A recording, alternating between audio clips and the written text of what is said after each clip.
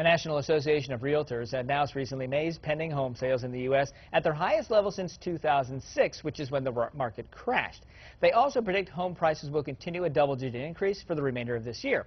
Obviously good news for the economy, but is it a warning sign of another real estate bubble coming? To talk about that, our Wink News real estate expert, Denny Grimes, is with us this morning. How are you today? Great, Rob. Do we have to worry about a bubble? Where are we going? In the short answer, no. But I can tell you a couple things. Number one, this is all good news for our national economy, but the report really has nothing to do with our local market, and there's a couple reasons. We had a bubble. Most of the country did not.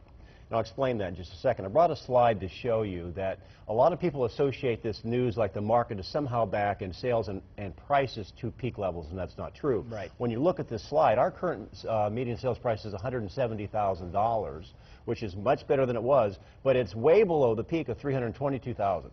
In fact, our prices would have to rise another 90% to get to peak levels. Huh.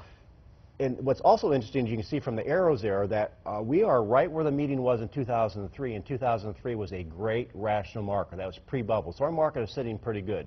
Now, from the sales side, our sales are nowhere near peak levels either. We had our peak in 2009, and that's when all the foreclosures hit.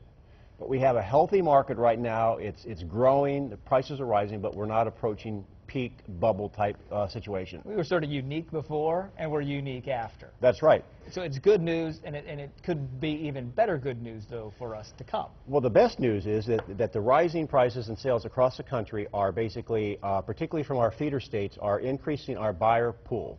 They can sell, they can move down, and as the buyer pool increases, that increases our demand.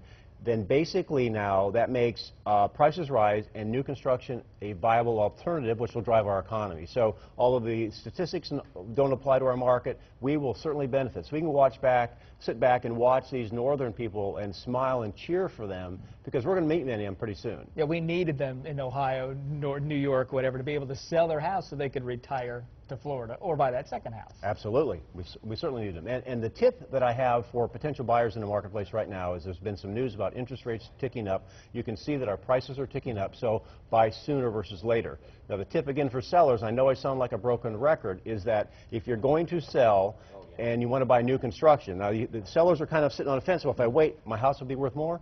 But new construction is outpacing the cost, so the gap between what they can sell for and what they can buy a new home for will never be closer. So sellers are better to sell for a little bit less in order to buy versus waiting for their home to go up, because the new construction prices are rising faster. So our market is poised in a good point of growth and no bubble in the forecast. Good stuff. Thanks, Denny. My pleasure. We'll be right back.